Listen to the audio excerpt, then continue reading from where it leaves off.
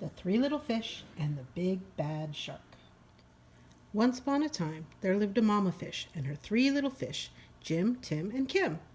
"It's now time," said the mama, "for each of you to make a home in the deep blue sea." So off they went. The first little fish, named Jim, swam away and met a seahorse playing in some seaweed. "Can I have some of the seaweed so I can build a house?"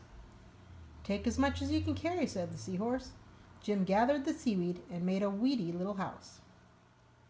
Jim had just finished building his seaweed house when he heard a big bad shark knocking on the door. Little fish, let me come in." The little fish trembled and replied, "Not by the skin of my finny fin fin." "Then I'll munch and I'll crunch and I'll smash your house in," roared the shark. So the big bad shark munched and he crunched and he ate up every bit of that seaweed house, and Jim swam away just in time. Soon Jim found his brother. Tim said, "Don't worry, Jim, we fish stick together. You can help me build a sandy little house."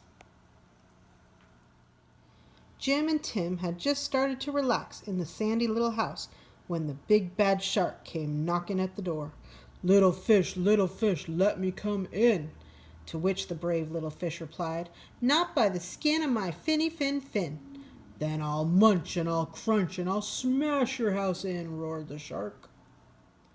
So the big bad shark munched and he crunched until he got a sandy mouthful and the house crumbled.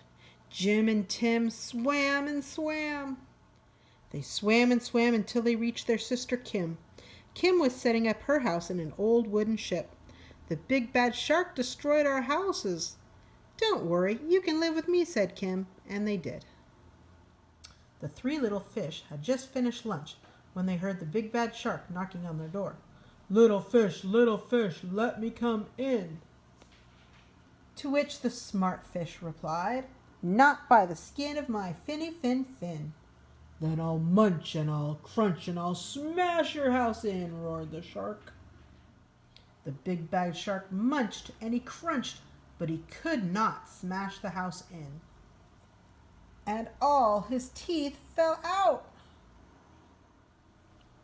The three little fish were safe at last, because now the shark could only eat seaweed, and they lived happily ever after.